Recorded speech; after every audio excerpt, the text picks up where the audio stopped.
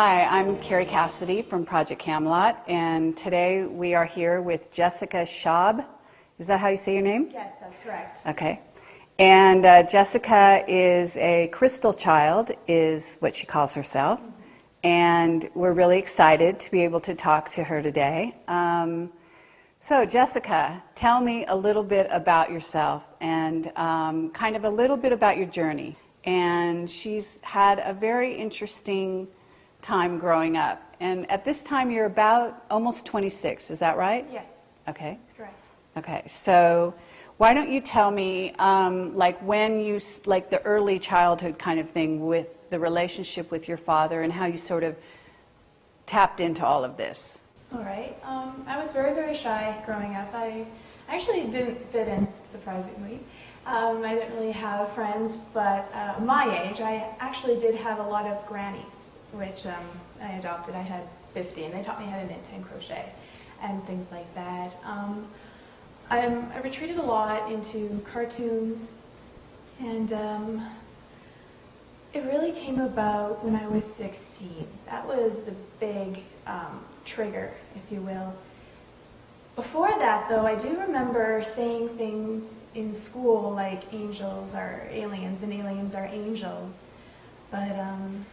So you would say this in school? Yes. And what would be the reaction to the children around you? Oh, laughter, ridicule, yeah. Mm-hmm. Okay. And why would you say that? You know what? I really didn't know. Okay. It was almost like channeling, but I wasn't aware I was channeling. Okay. I just started sharing this information, and it was even before I even knew what was going on with my father. So just thinking back to it, that's kind of interesting and different. Uh-huh.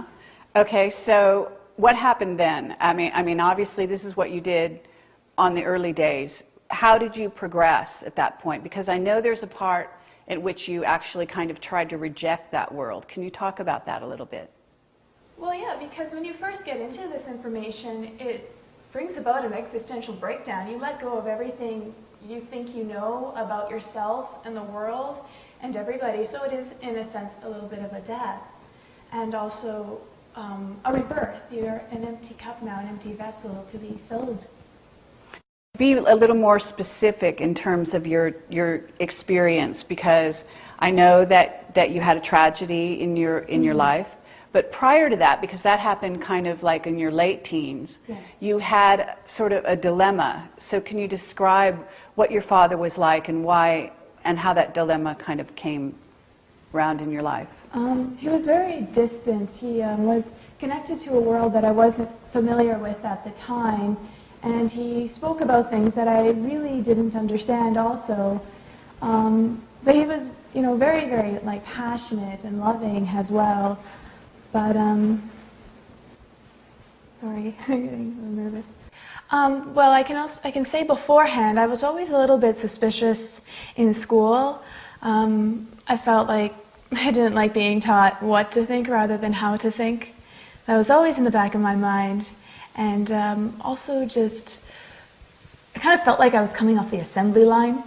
And I remember trying to ask about things that I noticed that there's just stuff we weren't being taught about in school. For example, in grade 8, they were saying the only kind of matter is gas, solid, and liquid. And I raised my hand and I said, well, what about plasma? And do you know what she said? Go to detention. Go to detention, really? Yeah. So... very interesting. Yeah. And you grew up in what area? Well, I was born in Winterpeg, but I left when I was 7. Mm-hmm. And the Vancouver area, the suburbs. Okay. Mm-hmm. So you were told to go to detention because you talked about plasma. Yes. And that's, actually, so they actually didn't have any clue about that. And we're talking what year approximately? Do you remember? I was in grade 8, yes. Okay. First year of high school. Okay. And I just started to realize, wait a second here, there's a lot they're not saying, and why can't we talk about it? Why do we get in trouble if we bring this stuff up? Okay. Right? So what happened after that? I kind of disregarded it. I didn't really pay too much attention to it. It was just always in the back of the brain. And it's almost like a detective. You're collecting all these bits and pieces as you go on the way. And still very blind. So we have a trigger. And my trigger was when I was 16. It was tragedy. My sister ended up passing away. And her friend was drinking and driving. And it was just my sister that went, so it was just her time. And okay, and how did that affect you? I mean, obviously, you know, it's distressing, and we don't have to dwell on it here, but at the same time, I think that it has something to do with your willingness to perhaps let in these other worlds. Would you say that? yes, because I realized that I was very depressed at that time, and I was also very Christian thinking, in the sense that I felt that, you know, everybody who parties and does drugs and things like that is bad, and I don't want to converse with them. I'm not saying all Christians think like that, but that was just the way my headspace was and my interpretation of that. So when she passed away and I was listening to her friends speak about her at the funeral, they were talking about this wonderful girl that I never got to know because I shut her out because I was very judgmental. So right then and there, I just vowed to myself that I was never going to judge people by what they did. That wasn't who they really were. You know, it's just experiences that we come here for. It was a very devastating time when my sister passed away, in that it destroyed the family. My mother ended up getting worse, very bad migraines. I mean, she had migraines before, but they seemed to be more frequent and lasted longer and more severe. And my father ended up getting a stroke.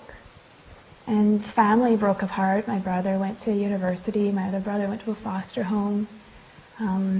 We became homeless. So it was a lot all at once. And I think I just became very traumatized. You know, it almost didn't seem real. Okay. Mm-hmm. Okay, you told me that your father had a big influence on Yes. your sort of letting ETs communicate with you. Can Yes. you talk to me about that story? Yes, right after my sister passed away, my dad said, she's come back, and she started to speak to him. And she said that it's a very exciting time to be alive. The universe is like a big garden. There's lots of tending to. I've come back to let you know that certain members of the family have been called for a very specific mission. And she was like the introduction towards a whole bunch of other beings coming through. So after my sister started coming through, the catalyst, then came angels, nature spirits, ascended masters, extraterrestrials. It just got really, really out there. Okay, when you say this happened, did this happen to you or did this happen to your father? This happened to my father. Okay. It all happened to my father first. So he was very open talking to you about this. Well, he was really shocked and taken aback. You know, it was exciting, and he just had to share with the family because he didn't really, I don't know if he knew what to make of it at that time, but he knew that he needed to share this because it was a big thing to my sister. The interesting thing about that, how that she came back, was mediums can only speak to people who passed away if they haven't crossed over. Mm-hmm. She had crossed over, and then she came right back. Okay, when you say she came right back, what do you mean by that? Do you mean she was reincarnated in another body and coming to you from there, or do you mean that she was in another dimension? She was in another dimension. Okay. Yes, the fifth, and my dad described her as very, very bright white light being appeared to him, like an angel, and he said it was very much her personality, because she's like, look, Dad, don't I look pretty? Like a girl would say, so yeah, it was, you know, something you got to share. Something really amazing happened. Okay, and what was your reaction when your father talked about this? I was very hurt, very upset, because she's passed away, you know. It's like dumping salt on this wound, you know. It's not very funny at all, Dad. You know, particularly because he had a stroke. And when he had the stroke, he didn't know who we were. He couldn't work, you know. I felt like I lost my father, and so now to talk about something like this, you know, you're crazy, you don't know what So you're he talking had about. these experiences after he had the stroke, is what you're saying? Yes, Okay. so I thought. He must have recovered fairly well, though, to be able to communicate. I mean, he didn't have like speech impairment or anything like that from the stroke? He did a bit, yeah. Okay. Mm-hmm. But he was able to communicate this to you? Yeah. Uh-huh. Mm-hmm. Okay, so you rejected it in the beginning. What made you change your mind? A lot of things. It was not something that I was going to quickly be open to because I really, really wanted to be normal. And it was never going to happen. Okay. I just had to. It took me a while to get to that, but he wanted to tell me about his experiences and all these beings that were coming through and what they were saying, and they were talking a lot about me. Okay. And I did not know what to make of this. I really, really wanted nothing to do with it. And so I would just go to the library or the bookstore, and books would start falling off the shelf with the same kind of context of information that these beings were speaking to my dad about. They'd fall right at my feet. And again, I was still very Christian thinking, so I'm like, this is a devil. So I would just ran out, freaked out, and it's funny. How did you get over that, though? If you had this mindset that was Christian thinking, how did you sort of move beyond that? Oh, I'll get into that. That's coming up. So I would just, go walking down on the streets, and people would come up to me, people I knew and people I didn't know, and they would hand me the books. Again, same kind of information, like the ones that my dad was talking about, similar to the context of the books in the library and bookstore. And what's interesting about this is some of the people, when I asked, why are you giving me this book? And they're like, I don't know.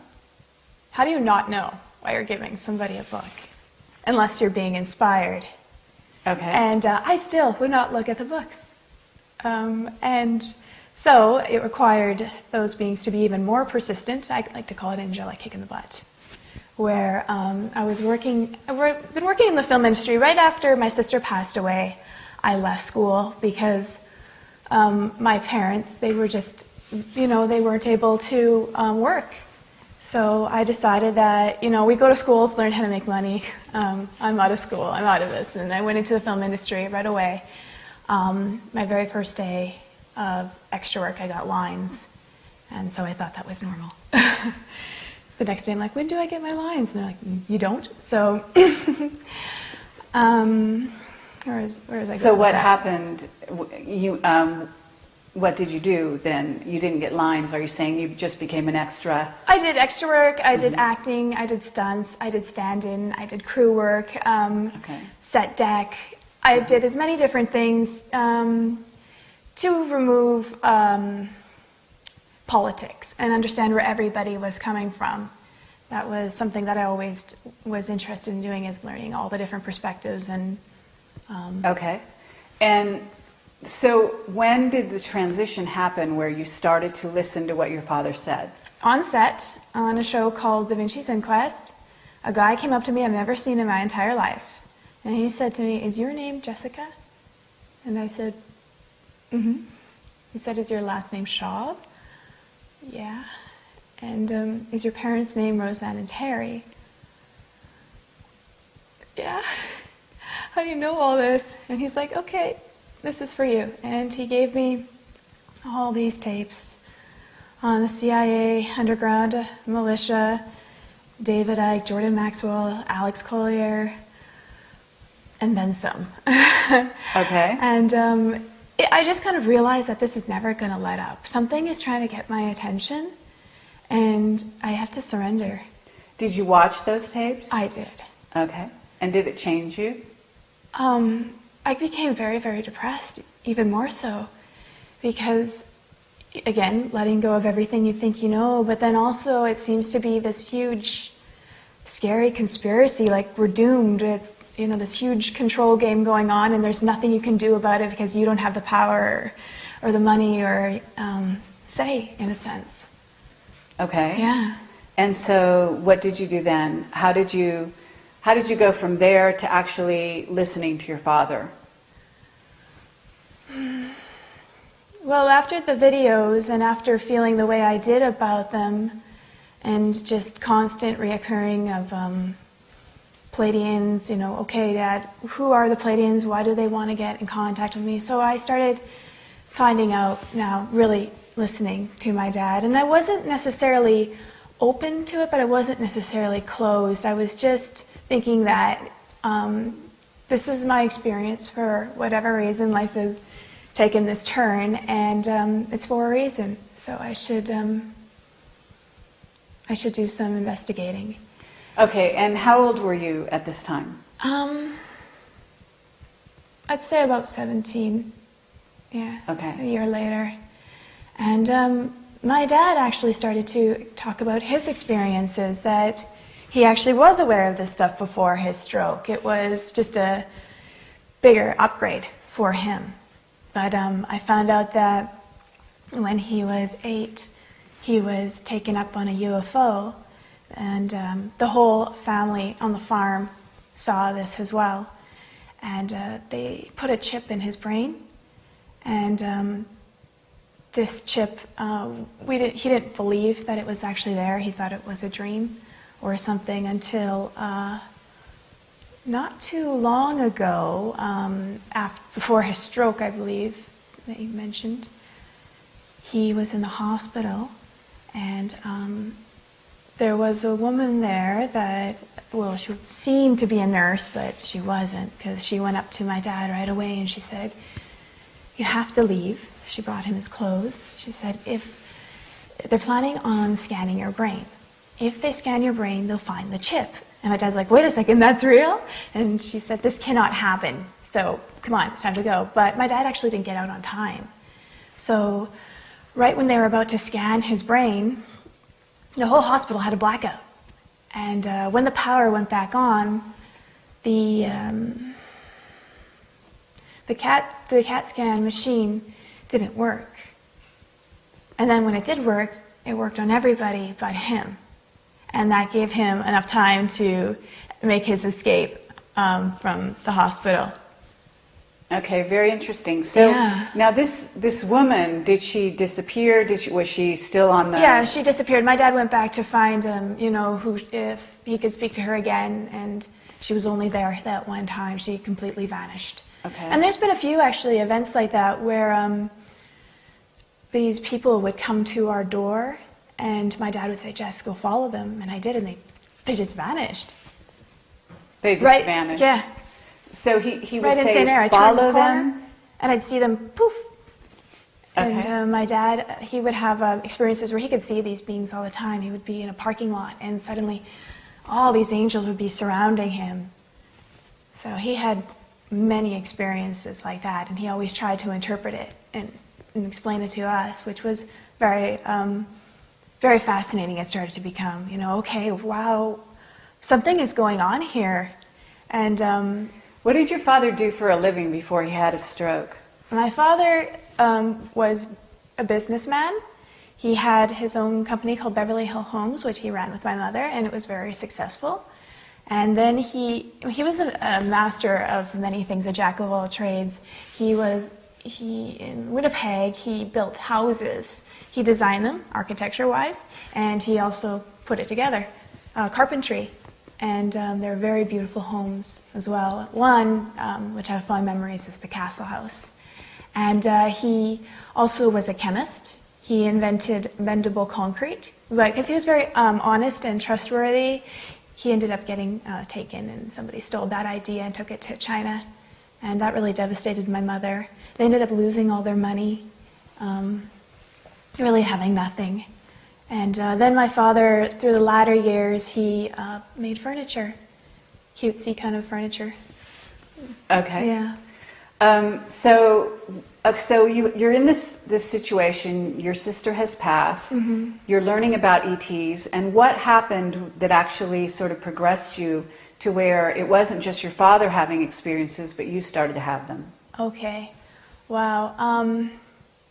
Well, I started to learn about the ETs, I'm actually really still upset with my father because he left the church, and I was still kind of Christian at that time, right, trying to hold on to this. And so I kept going to different churches, and I felt really annoyed because I couldn't find one where I fit in. And so I decided to explore different religions, and I went to those churches, still didn't quite fit in, or something felt off and I couldn't put my finger on it. So then I went into mysticism, because this seemed to be along the lines of what my dad was talking about and what it seemed these beings were trying to relate to me. But still that didn't quite feel right, and I didn't quite fit in. And I knew that I knew that one day I would be explaining this to people. So I decided to even explore atheism. Again, same thing, still didn't quite fit in. But I couldn't deny any of them either, because they all seemed to be pieces of myself. So what I did was I started to embrace all of them. And I realized that I'm not just one, and to pigeonhole myself into one is a great disservice. Okay. So these new insights started coming through. This is really where I started to see the world very differently, and everyday little things started to become really big. For example, one time I came home and I was very upset about this reoccurring problem. Like, why does this keep happening to me? And it's funny, I don't even know what it is to this day, so it's really big, right? But it popped into my head, Boggle. Go get the game Boggle. I'm like, huh? Boggle? What the heck does that have to do with anything? That's kind of a weird, random tangent. But I went and got it, and then I got, shake it up, find some words. And I found like 10. And I'm like, all right, well, that's done. I don't really understand the point of this. And when I put it down, I got up and I turned around and I saw the board from another angle. And I saw all these other words I didn't see before. And I'm like, wait a second. And I walked around and I saw, more from the other angle, more from the other angle. Till I found, I think, 55. And then it said, okay, well, now you know why this problem keeps reoccurring. You're only looking at it from one perspective, one angle. I was like, oh my goodness, wow. And where did this come from? And then it just popped into my head. Allow us to introduce ourselves. We are your guides. And every time I tried to ask them who exactly they were, I got a different answer. And so I thought at one point they were playing with me. But in a sense, they didn't want to be locked into labels. In the beginning, we introduced myself as a crystal child. There's indigo, light worker, starseed, and also just Jessica. Uh-huh. Right? So they're all labels. When it comes down to it, they're all pieces of ourself. Mm-hmm. I mean, in school, I was always told that I was stupid, and I believed it. Well, when you say you were told you were stupid, who told you that? My teachers. Because I was put in the special classes. I'm a slow learner. And the students, and because I was very dyslexic and I learned very differently, and I didn't see things the way they did, and also I didn't have an interest too. It's just so boring. This is not going to stimulate the soul. It starves that part of us. Okay, but to get back to your story, you're in a position where you're starting to hear from your guides. You've heard stories from your father. Mm-hmm. So at what point were you actually sort of convinced that possibly what he was seeing was real, and those personages started to be appearing for you or become real for you? They never quite appeared to me in the way my dad did. But it just started, like what I was sharing with in school about being told I was stupid. It stayed like that until, that was my paradigm. That's what everybody saw me as, until one day it dawned on me that, someone's opinion of me doesn't have to be my reality. And when that happened, everything shifted. Nobody saw me as stupid anymore, but doesn't mean I still don't have that part. These are all facets of what makes us human, so I couldn't really judge anybody anymore because I saw myself in each one of them, no matter what they did. And what really took it to the next level, actually, was, this is very, very hard to share, but it's very important to share. Even though I was starting to become open to it, I was still very upset with my dad, because what I wanted more than anything was just a normal dad, and to be a father and not to be lost to this world, even though it was exciting. You're still a child, and you need that kind of support. So I might get a bit emotional about saying this. That's okay. On Christmas Day, the whole family was around, and I just felt so hurt and upset by my dad that I told him, I hate you, why don't you just die already? And he did. Okay. And When you say he did, can you be a little more specific as to what happened? A week later, he had a brain hemorrhage, and he went in for brain surgery, and he didn't recover. Okay. So how did you sort of view that experience? Well, I knew about how our thoughts create reality before What the Bleep came out. This information was being given to me by my dad's beings as I sat, and listened to what they were saying. That I knew that there's a huge responsibility to what we're putting out and how powerful it is, that in a sense it is magic.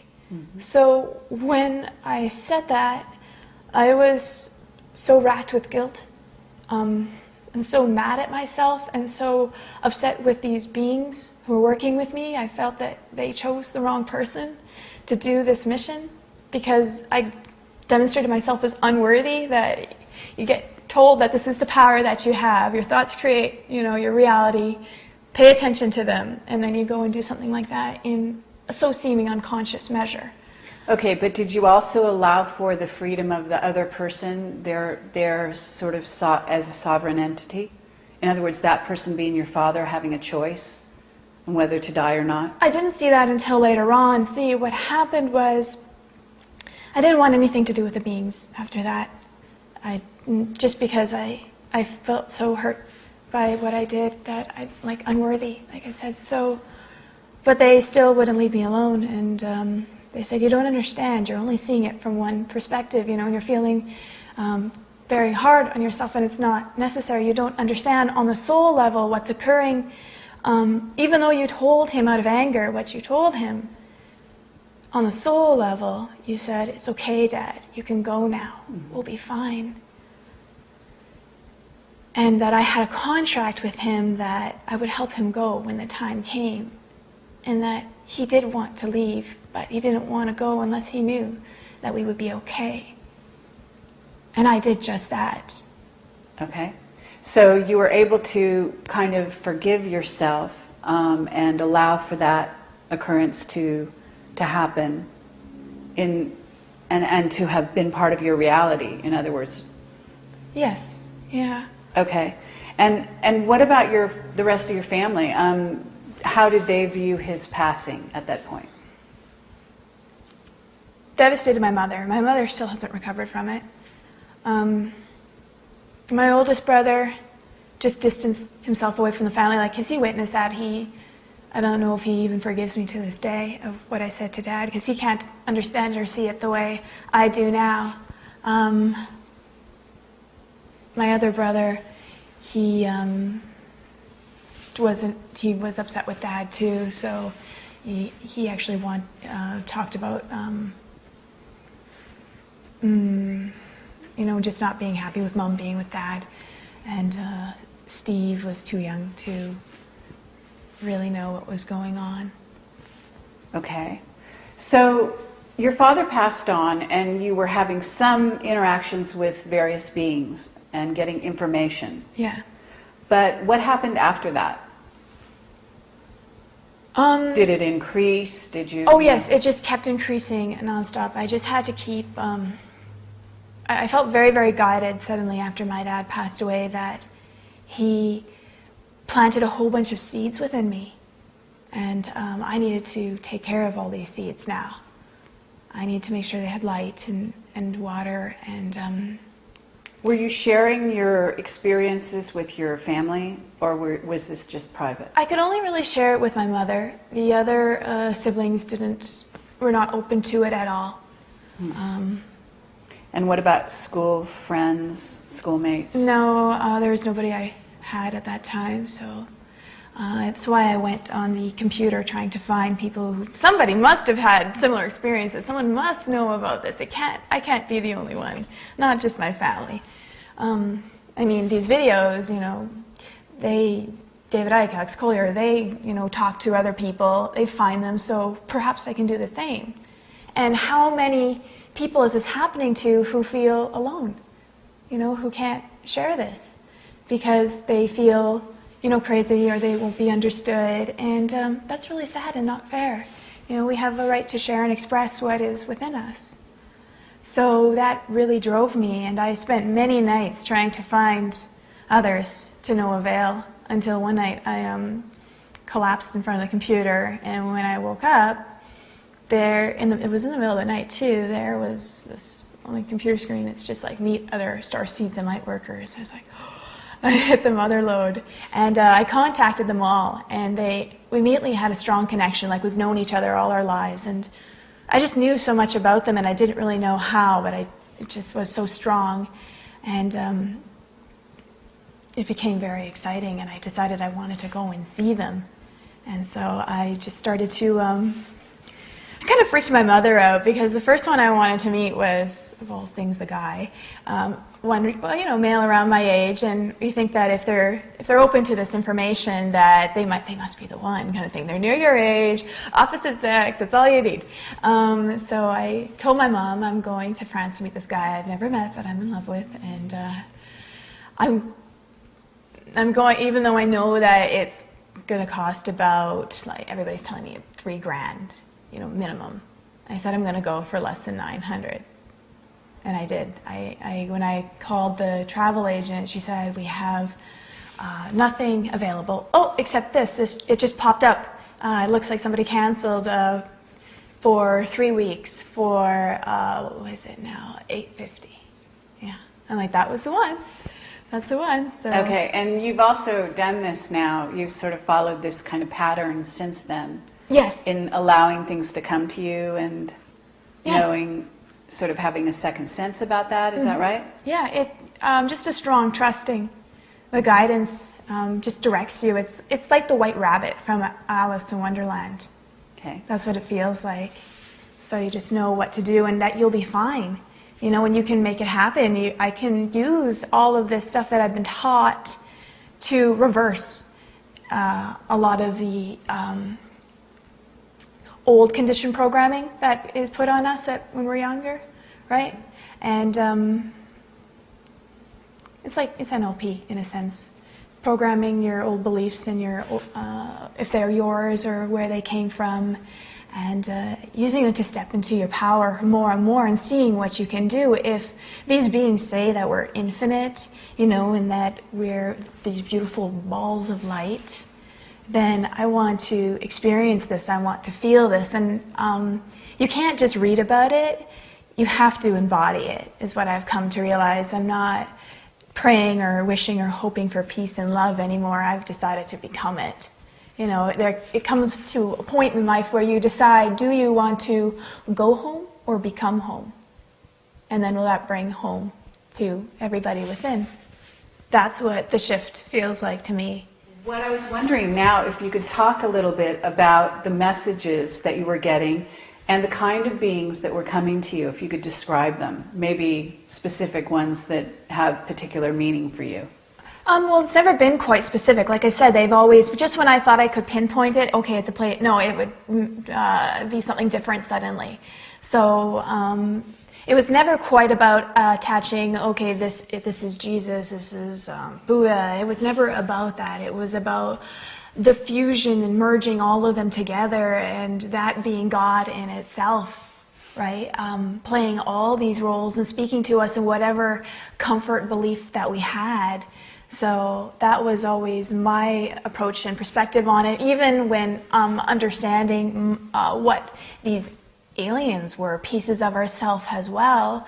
And so what I started to do was not only test this stuff out in my life, and I don't mind sharing those experiences because they're quite wild and really fun, especially when people start trying it out for themselves and then calling me up later going, oh my goodness. So, but for example, what I found with the extraterrestrials is if time doesn't exist, past, present, and future are all existing at the same time simultaneously, and this is an illusion, in a sense, time is just a bunch of still frames, and this camera, it's not really moving, it's just a bunch of still frames, and it's a trick of the eye. Such is the case with going on within our mind as well, making us perceive.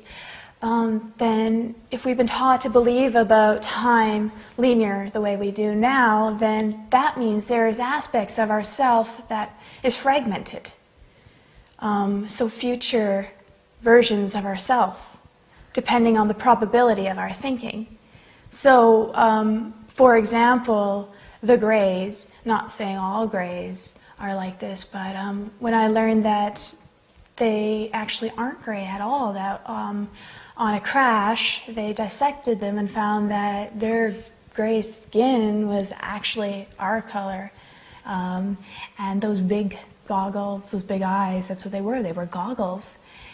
They were a future version of ourself that, you know, they feel, when people feel them, they feel very cold and kind of calculated, and it's almost like that version of our self, of the collective thinking about, you know, the desensitization of war and all this cloning and genetic engineering and the chemicals in the air made us a little bit disconnected from who we really were, because, you know, some people say that they, you know, they don't really feel, they don't have emotions in that sense, and that's an aspect of ourself.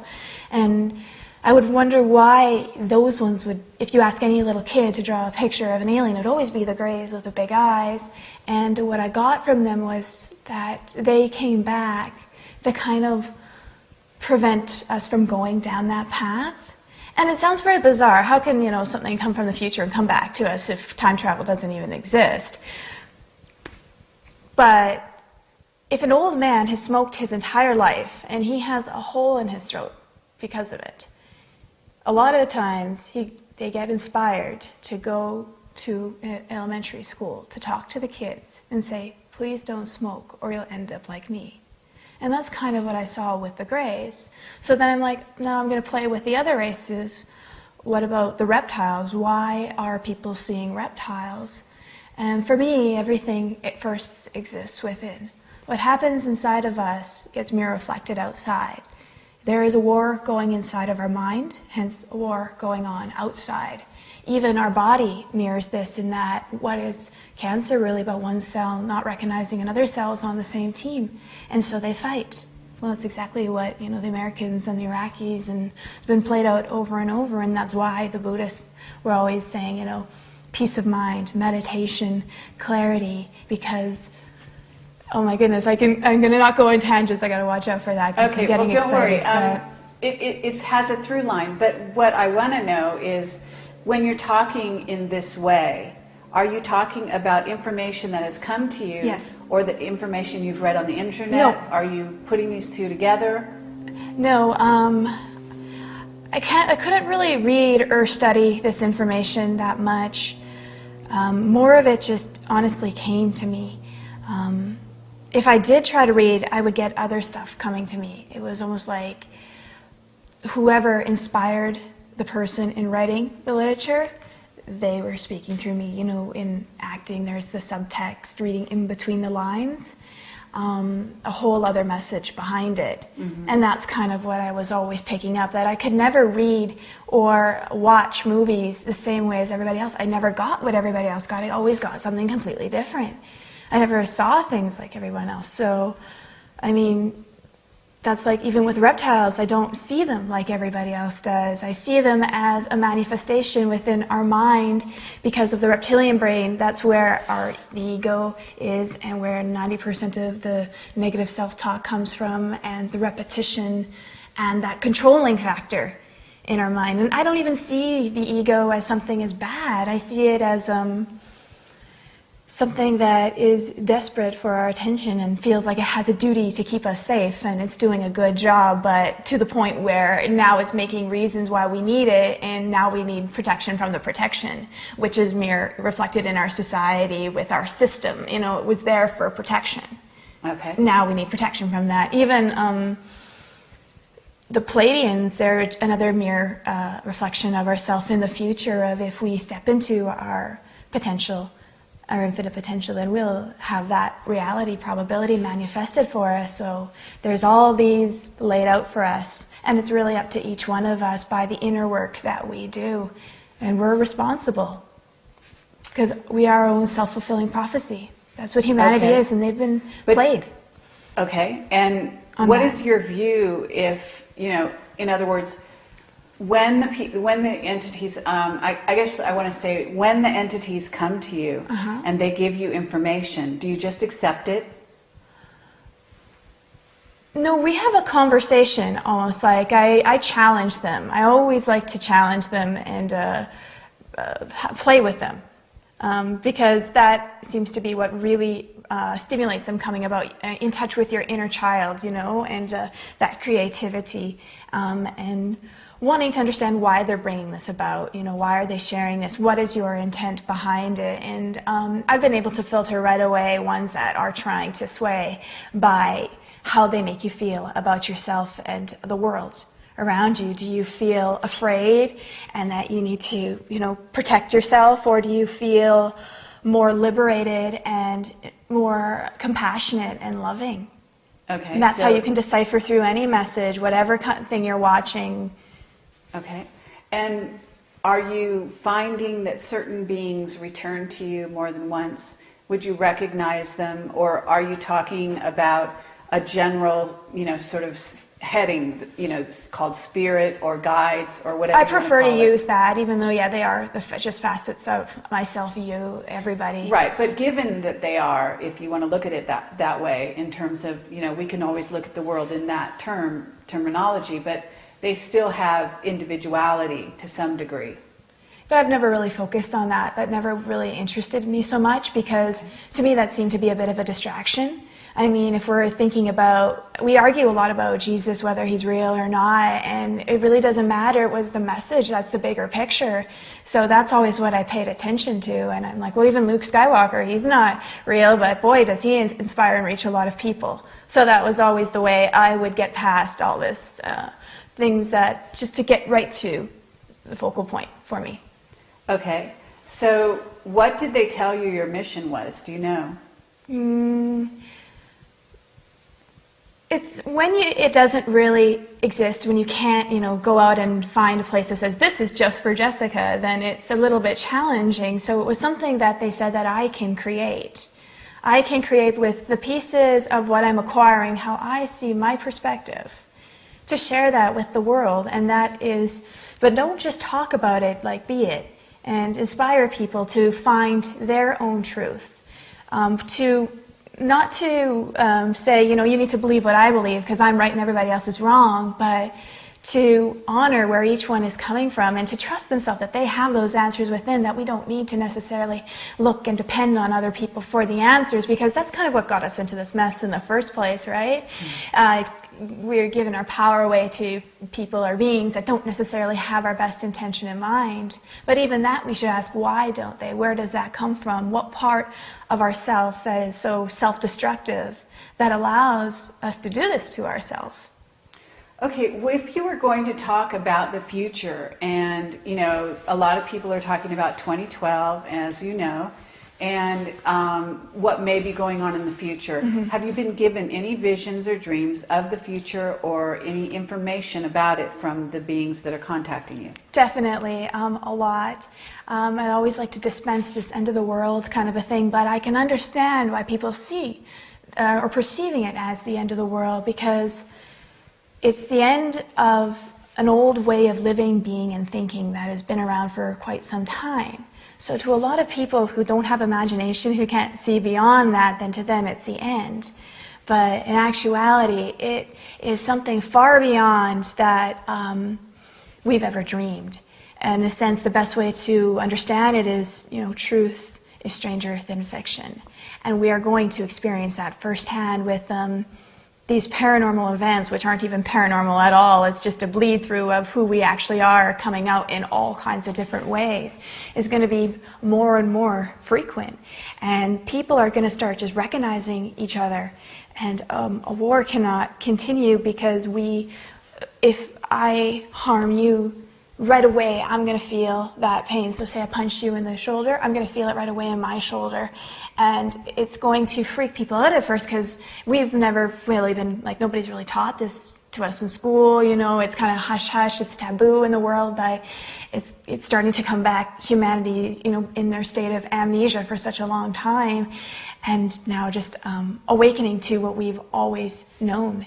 And it's very quantum, it's very multidimensional, it's memories not just of past lives, but future lives, multidimensional lives, interdimensional lives, lives in between lives. We'll be able to grasp that and understand that.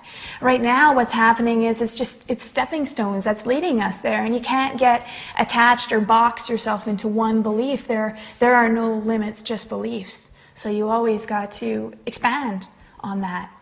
Okay, so when you say past lives, future lives, etc., have you been given vision of your own past lives, future lives? Or are you saying that this is something that you think is going to be revealed to you eventually?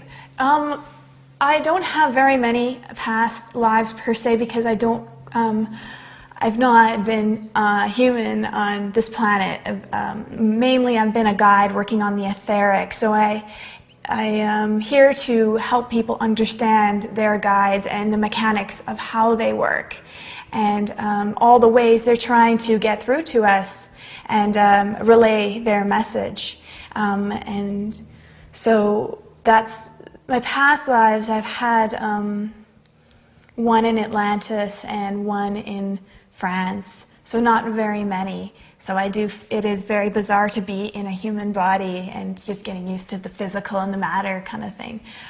But it's a huge honor to be in the physical form on Earth at this time. And I've been taken and I've seen this lineup of souls that I just can't wait to be here on Earth at this time. And that's actually why the planet is overpopulated. It's because of the excitement from all the souls.